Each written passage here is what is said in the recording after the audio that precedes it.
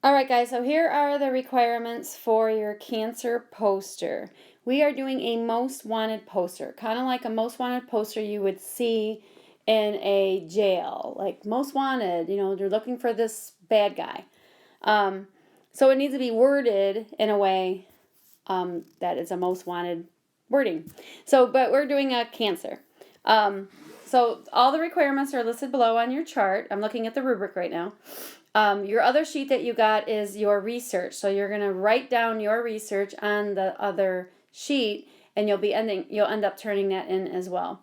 So one thing is that make sure you realize is that all of your information must fit on one side of a 8.5 by 11 piece of computer paper.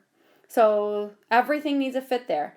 The only thing that might be on the back would be obviously the bibliography and your name. So this must be typed. You cannot write it out. And it needs to be written in a creative, most wanted wording fashion. Also required is to turn in this rubric that you have right now that we're going over in with your poster. So this is going to be due. Your due date is on Monday.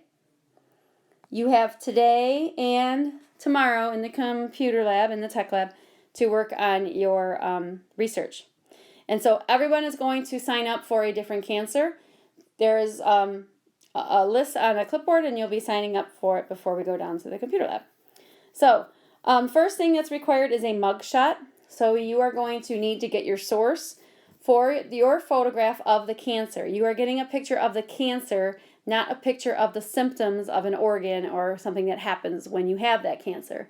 It must be a photograph of the cancer. So when you get that, make sure you copy, paste, and keep track of your source for your photograph. And that is 2 points out of your total. Next thing that you need is a definition of cancer. So you need to do some research. You need to find out what happens to the cells when they have this particular type of cancer. What part of the body is it affecting? So there might be multiple answers there. And what gene or genes are mutated? So what's the problem? All right. Next thing, that's 3 points. Next thing are the possible causes. Is it an environmental cause that's causing this cancer? Is there a health factor that's causing this cancer? Is it hereditary? Is it inherited? So you need to find these things out accurately and put it into your poster. That is 2 points. Most common injury. So things are going to happen to the person that has the disease. What is the most common thing, the most common effect? Well, you're going to list all the possible effects, but what is the most common injury as well? You're going to include what does it do to the victim? And then also include all the other minor effects on the body. That is 3 points. So then you go into treatment. These are weapons against your most wanted cancer. Is there medications that they typically would take? Is it a surgery that they suggest? Is it chemo? Is it radiation? Is it nutrition? Is it some type of lifestyle change? You need to figure out what the most effective weapon is against your cancer. All right, next thing you're going to research is prevention. What can be done to prevent getting this cancer? There might not be anything, but if there is, make sure you include it. How do they find out you have the cancer? So how do they diagnose it? So what tests are done in the lab, MRI, CAT scan, etc. So find that out. Those are all 2 points each.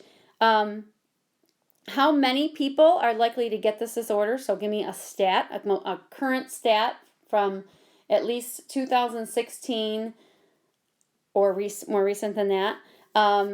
Is it more common in a certain area of the world, like a certain group of people? And how common is it? Like how likely is someone, going to get this cancer? And then it's just the nitty-gritty little minor stuff. So then name on the back, not on the front, is a point. Did you type it? That's 2 points.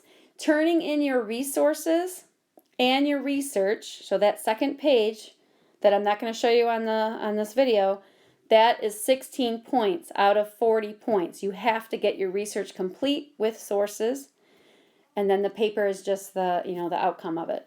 And then just including the rubric is 2 points. So if you add it all up, this is a project score, so counting as a test grade, going in as 40 points. You have today and tomorrow to get all your research done. You have the weekend to do any last minute things and change it and get it all creatively written out. You must have it printed and ready to be turned in on Monday morning at the beginning of the hour. If you come to me at 7:24, I need to go print it, then it's going to be considered late. So if you have any questions, let me know.